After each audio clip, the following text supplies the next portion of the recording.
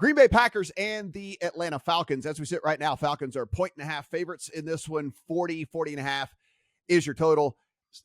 My analysis, like I took the Falcons when it was +2, and now it's flipped, through, zero's a dead number, but I mean, all the way through, all the way to 1.5 on the other side now. So my analysis was mainly the fact that this Packers injury report is a complete dumpster fire. And so with all of that, I mean, you have Bakhtiari DNP, Aaron Jones DNP, Christian Watson DNP. You have the guys that are limited, Eldon Jenkins, Quay Walker, Rashawn Gary, all these guys limited. So even if they do play, they're not going to be at 100%. You just have a team that is just completely riddled by injuries here. And if you dig into it, like I said, I mean, Jordan Love, the stats look a lot better than they actually were for him. When you go back and watch the All-22, you see it was really aided by 2 massive yards after catch plays. Anything outside of that, it was just a average to below average performance in that game. And if you look at the Falcons, they only threw the ball 18 times. I think that increases a little bit more, but they got the win. A win is a win is a win in the NFL, as they say. I think Bijan gets worked in a little bit more in this one as well. This is a Packers unit that, as bad as the Bears were, they still gave up 122 yards to the Bears on the ground. So I took the Falcons at +2. I think at +1, still bettable to me, given this injury report for the Packers. What say you, Steven? We're going heads up here because I think this game's probably hovering around the right line. I don't think either of these teams should be 3-point favorites in this game.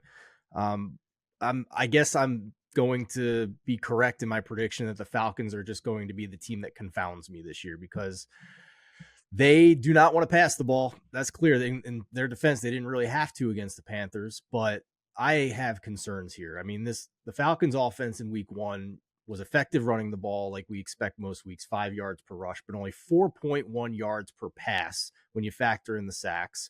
You have a quarterback who only threw for 115 yards, although he was efficient in his accuracy. They had 7 fewer first downs in Carolina, and they won the game with the margin that they did because they had +3 turnover differential against a quarterback making his first NFL career start. In my power rankings this week, I only moved Atlanta up a couple of spots. Wasn't some, earth-shattering win to me. And I have the Packers slightly above average as a team. I certainly acknowledge the injury issues here. I'm not going to feel great about this, especially if Aaron Jones doesn't play. The big one for me is Quay Walker, if he can get out of concussion protocol, because that guy is a beast. He's a difference maker on defense. So if we can get him back, I feel pretty good about that. Market seems to think the Green Bay injuries matter. I mean, that's why the lines moved a little bit here. So Jordan Love, I agree with you. Jury's out. Number 1 quarterback by EPA per play with a top 5 ADOT in week 1. Took some shots downfield, 4 pass plays of 25 plus yards with the run after catch. Whether it's him or whether it's good scheming, either way is fine with me. It was effective. Those chunk plays in the passing game were only behind Miami and Minnesota in terms of the number of 25 plus yard plays they had. The poor obviously was the success rate and the negative completion percentage over expected. So would like to see more consistency here. I'm just going to bet my belief here that the Packers are still better than the Falcons. And, maybe I'm wrong on that. It's the one thing I'm most against the market, it seems, at this point. But I just don't believe in Atlanta yet.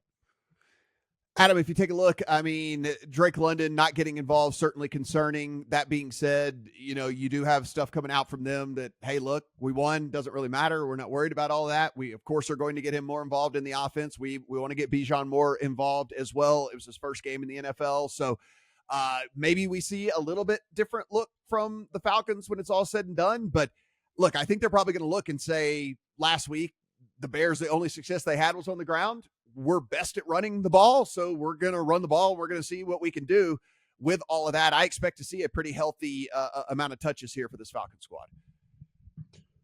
The problem isn't the amount of touches and where they come from. The amount of plays they run is the real issue, because I would have been happy to take +8.5, +8, +7.5 on either side of this with a total of 40, right? I don't think either of these teams plays the style of game or even wants to play the style of game that is going to get you to margin on either side. They both want to play slow.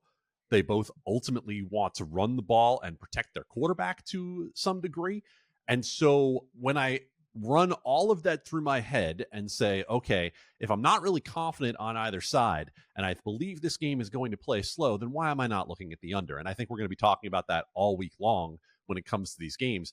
Is yes, we saw one of the worst EPA weeks. I believe it was the worst collective offensive EPA week in 20 odd years, if I remember the PFF stat that I read correctly, in week one. And so are we expecting a lot better in week two? I, in particular, am not. And I'm not expecting there to be a lot of efficiency in either of these teams running the ball. So the only way I would look at this game is to look at it as an under. Again, I talked about confirmations of week one. I think the Packers are going to be better than people expect. And I was not buying into the Falcons hype. Nothing that I saw from the Falcons really made me feel great, other than the fact that Jesse Bates had a couple of interceptions. And so maybe you look at that defense and say, all right, maybe these free agent pieces can come together. But ultimately, the only thing I expect is that this game is going to play slow. Atlanta last week ran 48 total plays. 48. Packers ran 60. Ultimately, it's going to play slow. I think it might play close and under.